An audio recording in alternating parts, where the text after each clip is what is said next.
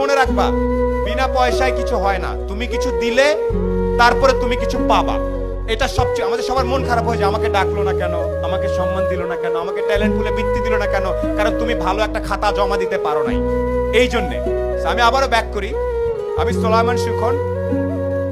আমার কৈশোর পর্যন্ত 16-17 বছর পর্যন্ত ঈদে যদি আমি প্যান্ট নিতাম তাইলে আমার ভাই জামা নিতে পারবে, এইরকম পরিবার থেকে আমি উঠে আসছি।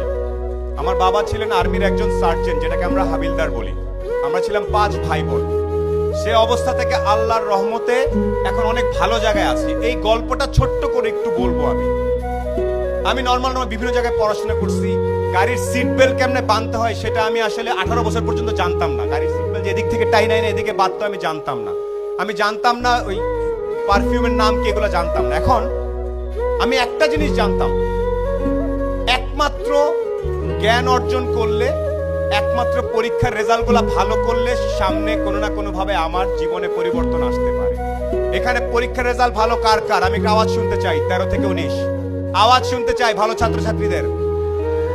এখানে প্রত্যেকে ভালো ছাত্রছাত্রী আমি জানি। আমি আজকে লিস্টে পড়েছি, পলক ভাই প্লেনে আসতে আসতে বলছিল যে এত ছেলে মেয়ে, এত কৃতি সন্তান আমি কিভাবে ছবি তুলবো একসাথে, আমার তো পুরো মাঠ লাগবে। সিংড়ার মতো একটা জায়গায় এতগুলা মেধাবী ছেলে মেয়ে তৈরি হচ্ছে। একটা সাজেশন তোমাদের সবার প্রতি, যারা তরুণ এখানে, যখনই চিন্তা করবা, এনি টাইম তোমার বয়স 14, তুমি একভাবে চিন্তা করবা যে আমি, আমার বয়স 14, নিউ ইয়র্কের একটা 14 বছর, আমেরিকার একটা 14 বছরের ছেলের সাথে যদি আমি 1 ঘন্টা কথা বলি, ও জিতবে নাকি আমি জিতবো, এই স্টাইলে যদি যেতে পারো তাইলে তুমি একটা কিছু হওয়ার চান্স থাকে। না, অনেক আগে বলতে পারবো না ভাই আমি, কেন আমেরিকার ছেলেটা কি দেখে, ও যা দেখে তুমিও তাই দেখো। ইন্টারনেট আছে না, আমি তোমাদের শেখ কামাল ডিজিটাল ল্যাব দেখে আসছি। আমি জানি এই আমতলা ইন্টারনেটের কারণে ছেলে পেলে এসে বসে বসে কাজ করে, আমি জানি এটা। আমেরিকার ছেলেটা যে ইন্টারনেট ইউজ করতেছে, তুমি একই ইন্টারনেট ইউজ করতেছো না? কে কে আওয়াজ? না ভাইয়া, আমি তো ইন্টারনেটে খালি গান দেখি আর একটু ফেসবুক করি, তাইলে হবে না। আবার একটু বলি কিছু কিছু বেসিক জিনিস।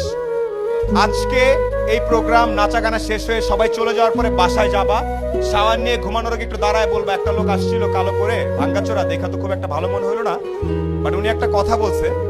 আমি যদি নিজেকে পৃথিবীর যে কোনো মহাদেশের 14-15 বছর একটা ছেলে বা মেয়ের সাথে সমান সমান দাঁড়ায় 1 ঘন্টা কথা বলার মতো ক্যাপাসিটি না থাকে, তাহলে আমি আর অনেক পিছায় আছি। এই সাহস কার কার আছে? আমেরিকার একটা ছেলের সাথে 1 ঘন্টা, আয় বাবা তোর সাথে আলাপ করি, আয় তোর একটু চলন বিলের স্টাইল শিখায়, আয়, এটা কে কে করতে পারবে? নাকি উল্টা, ওরে বাবা আমেরিকা, ওরে বাবা ঢাকা, বনানী, দৌড়তে উল্টা দিকে, এইসব না। ফুল কনফিডেন্স সহ যখন আগাবা, প্রতিযোগিতা